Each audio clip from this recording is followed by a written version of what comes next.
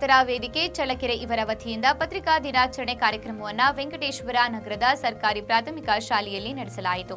ಕಾರ್ಯಕ್ರಮದ ಉದ್ಘಾಟನೆಯನ್ನ ರಾಜ್ಯ ಅಂತಾರಾಷ್ಟ್ರೀಯ ಸಾಹಸಿ ಜ್ಯೋತಿರಾಜ್ ಹಾಗೂ ಕ್ಷೇತ್ರ ಶಿಕ್ಷಣಾಧಿಕಾರಿಯಾದ ಕೆಎಸ್ ಸುರೇಶ್ ಉದ್ಘಾಟನೆಯನ್ನ ನೆರವೇರಿಸಿ ನಂತರ ಮಾತನಾಡಿದರು. ಈ ಸಂದರ್ಭದಲ್ಲಿ ಜ್ಯೋತಿರಾಜ್ ಮಾತನಾಡಿದರು. ಇದೇ ಸಂದರ್ಭದಲ್ಲಿ ಅಧ್ಯಕ್ಷ ಪಿ ಗಂಗಾಧರ ಮಾತನಾಡಿ, ಪತ್ರಕರ್ತರು ಪ್ರತಿನಿತ್ಯ ಸುದ್ದಿಗಳನ್ನು ಹೊತ್ತು ತರುವ ಕೆಲಸ ಮಾಡುವ ಪತ್ರಕರ್ತರ ಸಮಸ್ಯೆಗೆ ಸ್ಪಂದಿಸುವವರು ಯಾರು?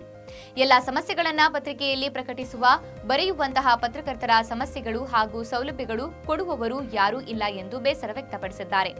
ಈ ಸಂದರ್ಭದಲ್ಲಿ ಪತ್ರಿಕಾ ಕಾನೂನು ಸಲಹೆಗಾರರಾದ ಆರ್ಟಿ ಸ್ವಾಮಿ, ವಕೀಲರು ದೊಡ್ಡೇರಿ, ಭೀಮನಕೆರೆ ಶಿವಮೂರ್ತಿ, ಪಿಇಒ ದೇವೇಂದ್ರಪ್ಪ, ಮುಖ್ಯ ಶಿಕ್ಷಕರಾದ ಶ್ರೀನಿವಾಸ್, ಹಿರೇಹಳ್ಳಿ ರಾಜಣ್ಣ, ತಿಪ್ಪೇಸ್ವಾಮಿ, ಡಿ ಲಿಂಗಪ್ಪ ಇತರರು ಈ ಕಾರ್ಯಕ್ರಮದಲ್ಲಿ ಭಾಗವಹಿಸಿದರು.